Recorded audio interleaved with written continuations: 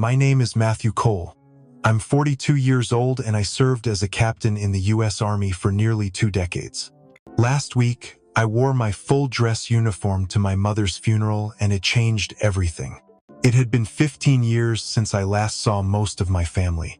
I stood in the back of the church for a moment, letting the silence press against my chest.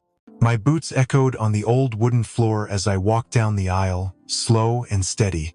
Heads turned. A few gasps. And then, from the front pew, my brother Josh looked at me and laughed.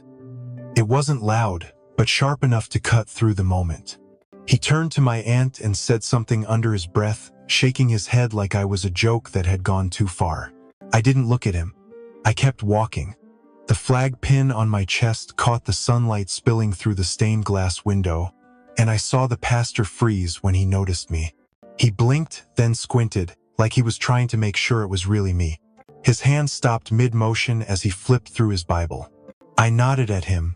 No words, just a nod. He lowered his book and stared.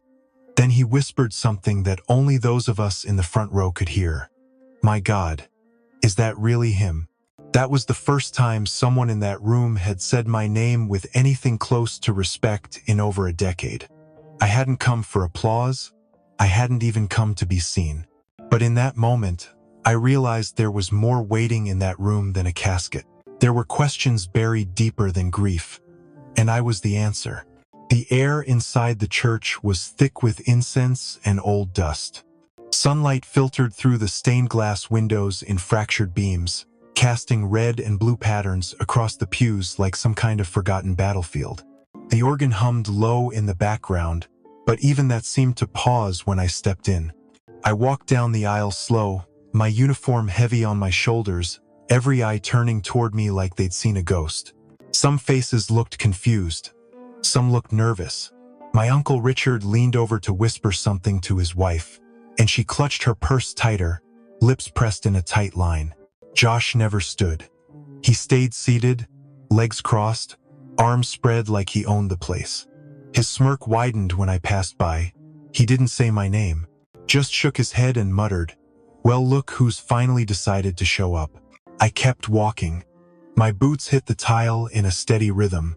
I didn't flinch when I passed the casket. It was closed. I was thankful for that. I wasn't sure I could have handled seeing her face. The pastor, Reverend Mills, cleared his throat behind the pulpit. His hand hovered above his Bible again, but he still hadn't turned the page. He looked at me like he was seeing 2 people at once. The boy who used to sneak gum into Sunday school and the man now standing in uniform with medals that caught the light. I nodded at him, slowly, deliberately. He nodded back, then gestured toward the empty seat in the front row, the one no one had dared to take. I sat without asking. Josh's voice cut through the quiet like a knife. "Surprised you didn't bring a trumpet and marching band." It got a few nervous chuckles from the back rows. But no one else spoke, not even Aunt Marie, and she always had something to say. I turned to face him, not with anger, just something sharper. "Still got that mouth, huh?"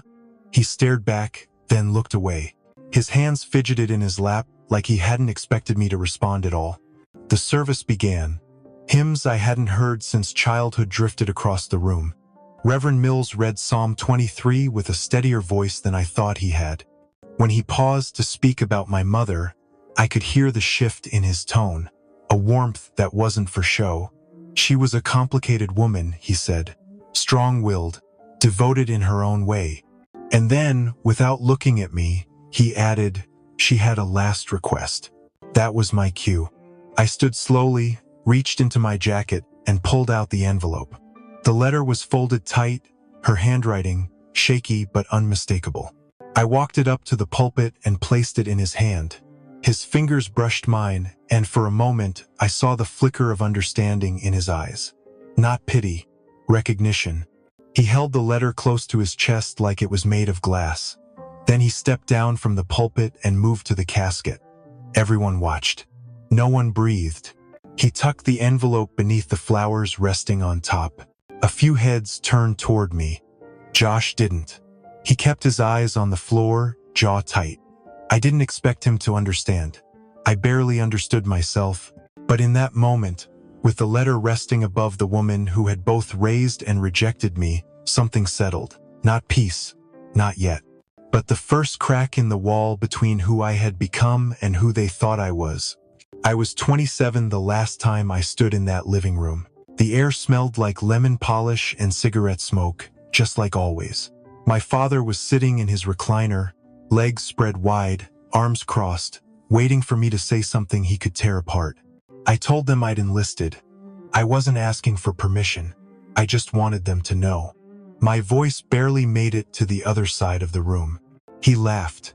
A short, dry sound. Said I'd finally found a way to make running away look noble. Then he asked what I was really trying to escape. Was it the family or myself? My mother didn't say anything. She just stared at the window, fingers twisting the hem of her sweater. I waited. Hoped she'd say something, anything. That she was proud, that she understood. That she didn't. The silence after that was heavier than any insult he'd ever thrown at me. I think part of me already knew I wouldn't be back. Not for a while. Maybe not ever. I went upstairs, packed my bag, and took one last look at the room I'd grown up in. My trophies still sat on the shelf, covered in dust. Old posters on the wall, curling at the edges. It all felt like a museum of someone I no longer recognized. On my way out, my mother followed me to the porch. She didn't cry, just placed her hand on my arm for a second and said, "You do what you have to do." Then she turned and went back inside. No hug, no blessing, just permission wrapped in detachment. That was the last time I saw her. I left with one bag and $200 in my wallet. The recruiter met me 3 hours later at the bus depot. He asked if I had any family to say goodbye to. I said no. It was easier than explaining the truth. When the bus pulled out of the station, I didn't look back. I told myself it didn't matter. That I'd come back a man they couldn't ignore. That maybe someday they'd see who I really was. But deep down, I knew the truth. I didn't leave because I was angry. I left because I couldn't keep asking to be loved by people who only saw me as a disappointment. That was the day I stopped waiting for approval and started building a life on my own terms. My first deployment was to Kuwait. It was hot, loud, and everything moved faster than I expected. I wasn't on the front lines, but I moved the parts that kept those lines alive. We hauled supplies over mountains and deserts. Water, rations, gear, sometimes bodies. We didn't ask questions. We just delivered and kept going. After a while, the routine became its own kind of silence. Wake up, load, move, unload, repeat. I got used to the heat, the noise, the ache in my back that never really went away. The letters from home never came. Eventually, I stopped checking. I figured they didn't know where I was or didn't care. Either way, it didn't change what I had to do. In my 3rd year, I was sent to Kandahar. We were escorting medical supplies when our convoy hit an IED. The blast threw me into a ditch. Shrapnel tore through my thigh and shoulder. I woke up 2 days later in a hospital in Germany, lucky to be alive. They said I saved 2 medics by pulling them from the wreck before it exploded. I didn't remember doing it, but they gave me a medal anyway. Bronze Star. I kept it in my footlocker under a stack of letters I never sent. The recovery was slow. My leg still stiffens in the cold. They offered to send someone from home to visit, but I told them no. There was no one to call. After rehab, I asked to return to a desk job in Utah. I still wore the uniform, still served, but something in me had shifted. I wasn't chasing approval anymore. I was surviving, quietly, day by day. Sometimes, I'd catch my reflection in a mirror and not recognize the man staring back. Other times, I'd feel something like pride. Not for the medals or missions, just for making it this far. No one from my family ever reached out, not after the blast. Not when I was promoted. Not even when my name was listed in a regional news article about veterans returning from combat. I used to wonder if they saw it and turned the page, or if they just didn't look at all. But I kept serving. Not for them, not even for me, really, just because someone had to. And I could. That was enough. Or at least, I told myself it was. The envelope came in a stack of junk mail. No return address, just my name in handwriting I hadn't seen in over a decade. The letters were shaky, almost like someone had written them through a tremor.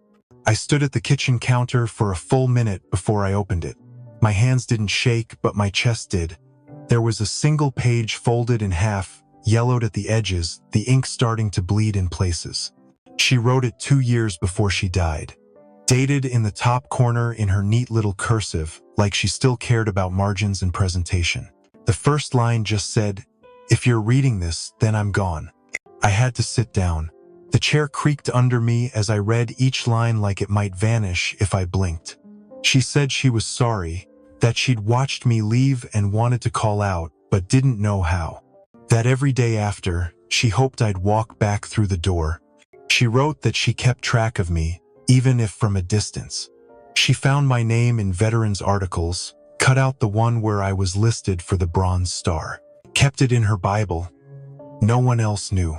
She told me she wished she'd spoken up that day on the porch, that she'd fought harder to make me feel like I still had a place in the family. But most of all, she said she regretted the silence, the way it grew roots between us. She said she had one request, that if I ever came back, I should wear my uniform. She wanted them to see me the way she finally had. Not as the kid who ran, but as the man who stood up when it counted. I reread the letter 3 times.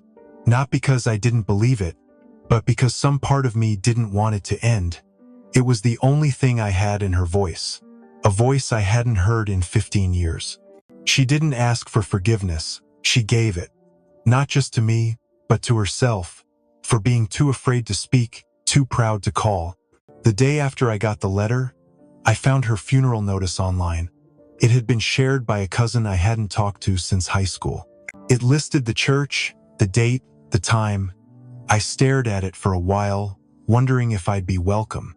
Then I opened my closet, pulled the uniform from its bag, brushed off the shoulders, polished the pins. I laid it on the bed like armor, not because I needed to defend myself, but because I needed to remember who I was. As I folded the letter back into its envelope, I realized something I hadn't let myself feel in years. She had seen me, maybe not at the beginning, maybe not when it mattered most. But in the end, she saw me, and that was enough to bring me home. The lawyer sat at the head of the dining table, papers spread in front of him, glasses perched low on his nose. The family had gathered like it was Thanksgiving, but no one looked thankful. I stayed quiet in the corner, arms crossed, watching Josh pace near the window like a dog waiting for a bone. He wasn't subtle. He made a few loud comments about fairness, about who had been there all these years. He kept glancing at me like I was the uninvited guest at my own reckoning. The lawyer cleared his throat and began. It started simple. A few small things left to cousins and neighbors, jewelry to Aunt Marie, the Buick to Reverend Mills. Then he paused, read a line twice, and said the words that changed everything. The house on Rosewood Lane goes to my son, Matthew. Josh's face went red before the sentence was even finished. He took 2 steps forward and slammed his hand on the table. He's been gone 15 years. He didn't even call. This is a mistake. No one said anything, not even the lawyer. I didn't move, just watched the storm unfold like I'd seen it 100 times before. Then the lawyer reached into the folder and pulled out a small handwritten note. It was separate from the will, dated 2 months before she passed. He unfolded it and read aloud. For the record, I sold the pearl necklace in 2013. I used the money to help cover Matthew's medical bills when the VA delayed his claim. He never asked, he never knew. I didn't tell anyone because I didn't want anyone to talk me out of it. The room went still. Josh stepped back like someone had slapped him. His mouth opened, then closed again. The lawyer folded the note and slid it across the table toward me. I picked it up, fingers tight. I remembered those bills. The long nights filling out paperwork with a busted shoulder and a limp that hadn't healed. I thought I'd paid them off myself. I never knew where that last chunk had come from. Josh didn't look at me. He sat down hard in one of the dining chairs, staring at the floor. The same floor we used to run across as kids. The same one Mom had polished every Sunday before church. No one else said a word. The room didn't need it. The truth had already spoken louder than anything we could add. I didn't feel victorious, just hollow, like someone had handed me a gift and an apology at the same time. She hadn't forgotten me. Not really. She just chose to love me in the quietest way she could. And now, that silence was all I had left. I didn't want to speak, but the silence left a space that needed filling. I reached into my jacket and pulled out the letter, the one she sent that started all of this. I stood, unfolded it carefully, and read just one line, the part that mattered most. I was wrong to stay silent, and I was wrong to let pride keep me from my son. That sentence didn't shake. My voice didn't either. I looked around the room. No one met my eyes except Reverend Mills. He nodded, slow and steady, like he already knew. Then he stood and spoke quietly, but with certainty. She came to see me last spring. She asked me how you were doing, said she still prayed for you every night, said she hoped you'd forgive her, but didn't know how to ask. He paused, hands clasped together in front of him. She told me she loved him. She just didn't know how to show it after all the time lost. I remember her saying, if he ever comes home, tell him I never stopped seeing him as my son. I folded the letter and put it away. That was all I needed. No defense, no argument, just the truth. Josh stayed seated, staring at the table like it held some answer he couldn't find. No one else spoke. It didn't feel like a courtroom or a confrontation anymore. It felt like a moment being set right. I hadn't come to fight. I didn't need to. She'd already fought for me in her own quiet way. And now, whether they saw it or not, she'd said what needed to be said. I could walk out of that room with my head up. Not because they finally believed me, but because she finally did. The house on Rosewood Lane hadn't changed much. The paint was peeling on the shutters, and the porch light flickered even when it was off. I stood in the front yard with my hands in my pockets, staring at the window that used to be my room. I didn't come back with plans to fix everything overnight, just small things. Clean the gutters, patch the roof, repaint the porch. Inside, the wallpaper was still the same faded floral pattern. I ran my fingers along the hallway wall where Mom used to tape our report cards. Mine stopped showing up after 10th grade. Josh's took over the space. In the kitchen, the drawers still stuck the way they used to. I opened the one that held measuring spoons and found a rubber band ball she kept for no reason other than habit. It felt strange how the smallest things survived. Each morning, I worked with the windows open, let in the air and the sound of birds she used to name from the kitchen sink. I painted in silence, letting the brush speak for me. The rhythm of fixing things helped more than I thought it would. One afternoon, I was sanding the porch rail when I heard a car pull up. I turned and saw Josh standing next to his truck. He didn't come closer, just leaned against the hood, arms folded, looking tired more than angry. He said he didn't expect me to stay. I said I didn't expect much of anything either. Then we just stood there for a while, both looking at the house like it might say something first. He asked if I needed help replacing the back steps. I told him the boards were warped and the nails rusted through. He nodded, said he had a crowbar in the truck. We worked for an hour in near silence. Not awkward, just careful. At one point, he pointed out a nail I'd missed, and I thanked him. That was the first time in years one of us said something without a bite on the end of it.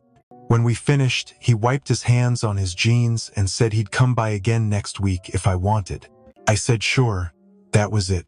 No apology, no long talk, just next week. Later that night, I found a photo album in the attic. Inside was a picture of Mom sitting on the back steps, holding a baby I couldn't recognize until I saw the army blanket wrapped around him. It was me. She was smiling. I sat on the floor with that album for an hour, flipping through pages I never knew existed. There were photos of me at graduation, at basic training, even one in uniform that I didn't remember posing for. She'd kept them all. That night, I left the window open and let the house breathe again. I didn't feel angry. I didn't feel owed. I just felt something close to quiet. Not the silence I'd carried all those years, but the kind that settles when something heavy is finally put down. I wasn't rebuilding the house to prove anything. I wasn't even doing it for her. I was doing it because healing sometimes looks like hammering in nails. And forgiveness doesn't always need to be said out loud to be real. The uniform hangs in my closet now, pressed and clean. I don't wear it often, not because I've stopped serving, but because I no longer need the world to see it to know what it means. It's just fabric, thread and buttons and symbols stitched tight, but what it carries can't be measured by medals or salutes. It carries the weight of long nights and harder choices. It carries the silence of people who never came home, and the quiet strength of those who did. And for me, it carries something even more personal. It carries a mother's late forgiveness, her unspoken pride, her final request that I walk back into the world not with anger, but with dignity. Wearing it to her funeral wasn't about making a statement. It was about keeping a promise, one she made in a letter, and one I answered by showing up. That day, I didn't stand taller because of the uniform. I stood taller because someone finally saw the man inside it. Not a soldier, not a disappointment, just a son still standing. And maybe that's what this story was always about, not the battles fought overseas, but the ones we fight quietly inside ourselves, for worth, for love, for a place to belong. The uniform is just a cloth, but it reminded me of who I was when I forgot. It reminded others of what they missed when they stopped looking. And now, when I see it hanging there, I don't think of what I had to prove. I think of her, of the day she asked me to come home, and the day I finally did. If you've ever walked away because you felt invisible, I want you to know I've been there. If you've ever carried silence that felt heavier than anger, I know that weight too. Sometimes we leave not out of spite, but because staying hurts more than going. And if you're still waiting for someone to see you, to hear you, to say you mattered, let me say it now, you do. Even if they never say the words, even if they never come around, you're still worth being proud of. The world can be loud with judgment and quiet with love. But don't let that steal your voice. Keep showing up, keep standing tall. Not for them, but for the person you're becoming. Forgiveness doesn't mean forgetting the pain. It just means choosing to stop letting it define you. When you're ready, offer it. Not because they deserve it, but because you deserve peace. I wore my uniform that day not to impress anyone. I wore it to remind myself that I was still standing. That even after years of silence and distance, I could still walk into a room and take up space with truth. So if this story speaks to you, hold on to it, share it. Maybe it'll reach someone else who needs to hear it too. And if you want to hear more stories like this, stories that don't look away from the hard stuff but still believe in healing, you know what to do. Thank you for listening, for staying with me this far. I hope wherever you are, you find the courage to keep becoming who you were always meant to be. One step, one word, one breath at a time.